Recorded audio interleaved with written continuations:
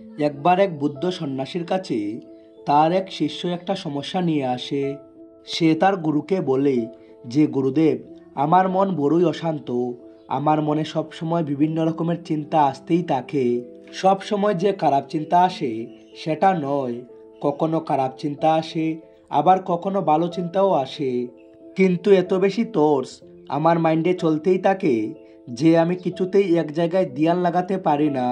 প্রথমে একটা চিন্তা দিয়ে শুরু হয়, তারপর সেখান থেকে অন্য একটা চিন্তা, সেখান থেকে আরও একটা চিন্তা, এভাবে একটার পর একটা চিন্তা আসতেই থাকে। আর অনেকক্ষণ পর যখন আমার খেয়াল ফিরে, আমি ভাবি যে আমি যেটা করতে বসেছিলাম সেদিকে তো আমার ধ্যানই নেই, সারাক্ষণ শুধু আজে বাজে চিন্তাই করে গেলাম। আমি অনেক চেষ্টা করি চিন্তাগুলো দূর করতে, কিন্তু কিছুতেই আমি সফল হতে পারি না। মাঝে মাঝে মনে হয় আমি পাগল হয়ে যাব। আপনি আমাকে বলে দিন যে আমি কি করে মনের মধ্যে আসা এই চিন্তাগুলোকে দূর করব। আমি চাই আমার মনকে এই সমস্ত আজে বাজে ভাবনা থেকে সম্পূর্ণ মুক্ত করতে। আমি চাই যে আমার মনের মধ্যে চলা চিন্তা আমার কন্ট্রোলে থাকুক।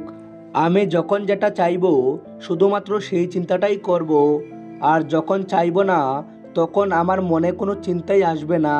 গুরুদেব তার শিষ্যের কথা মন দিয়ে শুনলেন। তারপর তিনি তাকে বললেন যে, যাও, তুমি একটা কলসিতে বিভিন্ন সাইজের পাথর ভরে নিয়ে এসো।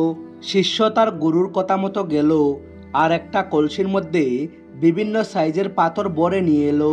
গুরুদেব বললেন, তুমি তোমার মনকে কলসি ভাবো, আর এর ভিতরে ভরা পাথরকে তোমার মনে আসা চিন্তা ভাবো।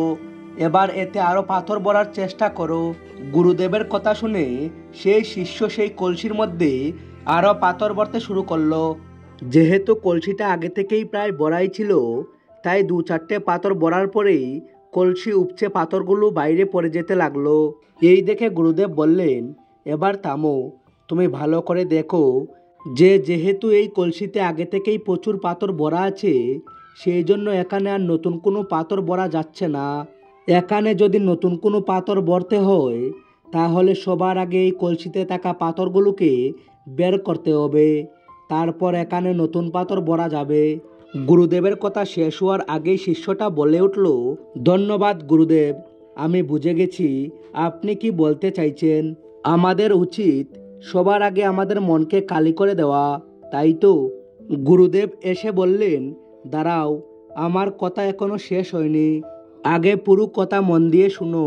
আমাদের মন এই কলসির সম্পূর্ণ বিপরীত। এই কলসিকে পাথর দিয়ে ভরা সম্ভব, কিন্তু মনকে চিন্তা দিয়ে ভরা সম্ভব নয়। এখানে যত চিন্তা আসতে থাকবে তত বেশি চিন্তা আসার জন্য জায়গা ফাঁকা হতে থাকবে। শিষ্য বলল, গুরুদেব, আপনি কি বলতে চাইছেন? আমি কিছুই বুঝতে পারছি না। গুরুদেব বললেন, তুমি এক কাজ করো, এই কলসি থেকে সব পাথর বের করে এবার কলসিটা খালি করে দাও। শিষ্যটি তার গুরুদেবের কথা মতো সেটাই করলো।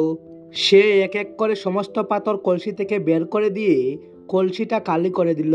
গুরুদেব এবার বলল, এই কলসিতে এবার তুমি একটা পাথর ভরো আর এটা থেকে দুটো পাথর বের করো। শিষ্য এটা শুনে অবাক হয়ে বলল, এটা কি করে সম্ভব গুরুদেব? আমি যদি এই কলসিতে একটা পাথর ভরি তাহলে এটা থেকে তো একটা পাথর বের করাই সম্ভব। গুরুদেব এসে বললেন, আচ্ছা ঠিক আছে, এই কলসিতে তুমি 5টা পাথর ভরো আর 10টা পাথর বের করো। শিষ্য এটা শুনে বলল, আপনি কি মজা করছেন গুরুদেব? এটা তো কোনো চমৎকার কলসি না যে একটা পাথর ভরে দুটো পাথর বের করব, 5টা পাথর ভরে 10টা পাথর বের করব। এখানে যতটা পাথর ভরা যাবে ততটাই বের করা যাবে। গুরুদেব বললেন, তুমি ঠিক বলেছ, এটা কোনো চমৎকারী কলসি নয়, কিন্তু তোমার মন ঠিক এই কলসির উল্টো, তোমার মন চমৎকারী। শিষ্য এসে বলল, কিভাবে? গুরুদেব বললেন, এবার যেটা বলছি খুব মন দিয়ে শুনো। তুমি ভালো করে খেয়াল করে দেখো যে তোমার মনে যখন একটা চিন্তা আসে আর তুমি সেটাকে মন থেকে বের করতে চাও, তখন তোমার মনে সেই সম্পর্কিত আরো অনেক চিন্তা এসে যায়।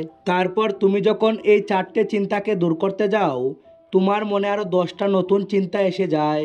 তুমি যত চিন্তাগুলোকে দূর করার জন্য মনের সঙ্গে যুদ্ধ করো, ততই তোমার মনে চিন্তার জাল বড় থেকে আরো বড় হতে থাকে।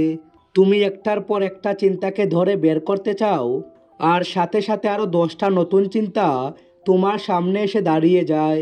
তুমি কলসিটা থেকে তো একে একে সব পাথর বের করে এটাকে কালি করে দিতে পারবে, কিন্তু মনের সঙ্গে লড়াই করে মন থেকে সব চিন্তা বের করে দিয়ে মনকে কখনোই কালি করে দিতে পারবে না। শিষ্য সব শুনে একটু হতাশ হয়ে বলল, গুরুদেব, আমি আপনার সব কথা বুঝতে পারলাম।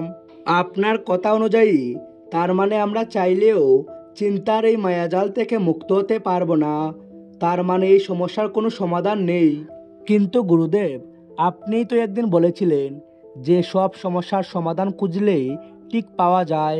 তাহলে এই বড় সমস্যাটা, যেটা শুধু আমার একার নয়, যে সমস্যাটা আমার মতো হাজারো লক্ষ মানুষ প্রতিনিয়ত ফেস করছে, তার কি সত্যিই কোনো সমাধান নেই? গুরুদেব বললেন, অবশ্যই আছে। তুমি এক কাজ করো, সবার প্রথমে এই কলসিটাকে পাথর দিয়ে অর্ধেক ভরে দাও। শিষ্য তাই করলো। গুরুদেব বললেন, এবার তুমি এর মধ্যে থেকে যে কোনো একটা পাথর দিয়ে আমার জন্য একটা ছোট মূর্তি তৈরি করে দাও। আমি জানি তুমি খুব ভালো মূর্তি বানাতে পারো। নিজের কাজের প্রদর্শন করো, আর এই কলসি থেকে যে কোনো একটা পাথর দিয়ে আমার জন্য একটা মূর্তি বানিয়ে দাও। শিষ্য এটা শুনে খুব খুশি হলো। সে যে ব্যাপারে এক্সপার্ট, গুরুদেব তাকে সেই কাজ করতেই দিয়েছে। যাই হোক, সবার সামনে নিজের সম্মান রাখতে হবে। সবচাইতে উত্তম পাথর দিয়ে সবচাইতে উত্তম মূর্তি গুরুদেবকে বানিয়ে দিতে হবে। এই সমস্ত ভেবে সে কলসি থেকে একটা পাথর বের করলো, কিন্তু সেই পাথরটা দেখে সে অতটাও সন্তুষ্ট হলো না। তার মনে হলো এটা দিয়ে হয়তো অত ভালো মূর্তি বানানো যাবে না যত ভালো সে বানাতে চাইছে। সে কি করলো, সেই পাথরটা সাইডে রেখে আরো একটা পাথর বের করলো। এবার এই পাথরটা শেপটা তার পছন্দ হলো না। সে সেটাকেও সাইডে রেখে 3 নাম্বার একটা পাথর বের করলো। 3 নাম্বার পাথরটার রং তার পছন্দ হলো না। সেটাও সে সাইডে রেখে 4 নাম্বার পাথর বের করলো। 4 নাম্বার পাথর বের করার পরে তার মনে হলো, না, এটাও না। আমার মনে হয় একে একে আমার সব পাথরগুলো বের করে ফেলা উচিত। হয়তো এগুলোর থেকেও ভালো পাথর কলসির ভিতরে রয়েছে। এই ভেবে সে এক এক করে সব কটি পাথর কলসি থেকে বের করে ফেললো। এবার সে কনফিউশনে পড়ে গেল। সে ভেবে পেল না যে কোন পাথরটা দিয়ে মূর্তি বানালে সে গুরুদেবের জন্য সবচাইতে ভালো মূর্তিটা বানাতে পারবে। গুরুদেব অনেকক্ষণ ধরে এইসব দেখছিলেন। তিনি উঠে এসে শিষ্যকে বললেন, আমি তোমার সমস্যা দূর করে দিচ্ছি। তুমি সবার প্রথমে যে পাথরটা কলসি থেকে বের করেছিলে সেই পাথরটা নাও। এবার ভাবো যে তোমার কাছে আর দ্বিতীয় কোনো পাথর নেই। তোমাকে মূর্তি বানাতে হলে এটা দিয়েই বানাতে হবে। এবার এই পাথরটা দিয়ে মূর্তি বানাও। গুরুদেব যেরকম বললেন শিষ্যটি সেরকমই করলো, এবং কিছুক্ষণের মধ্যে সে সেই পাথরটা দিয়ে খুব সুন্দর একটা মূর্তি বানিয়ে ফেললো। মূর্তিটা বানানোর পরে সে বুঝতে পারলো যে এটা আজ পর্যন্ত বানানো তার সবচাইতে সুন্দর মূর্তি। সে মূর্তিটি তার গুরুকে উপহার দিল আর বলল, গুরুদেব, আমি ভাবতেই পারিনি যে এই পাথরটা দিয়ে এত সুন্দর একটা মূর্তি বানানো সম্ভব। গুরুদেব মূর্তিটা দেখে খুব খুশি হলেন আর তাকে বললেন, আমাদের কাছে যখন একটার বেশি দুটো অপশন থাকে না, তখন আমরা আমাদের সমস্ত শক্তি সেটাকে সফল বানানোর জন্য লাগিয়ে দেই। আর বেশি অপশন থাকলে আমরা শুধু এই পাথর বাঁচতে থেকে যাই, মূর্তি আর তৈরি হয় না। আমাদের মনও একটা চিন্তার পিছনে হাজারখানা চিন্তা এনে দাঁড় করিয়ে দেই, আর আমরা যে চিন্তাতে ফোকাস করে নিজের সমস্ত এনার্জি লাগানো দরকার সেটাকে ফোকাস না করে বিভিন্ন চিন্তার মাঝে ঘুরিয়ে বেড়াতে থাকি।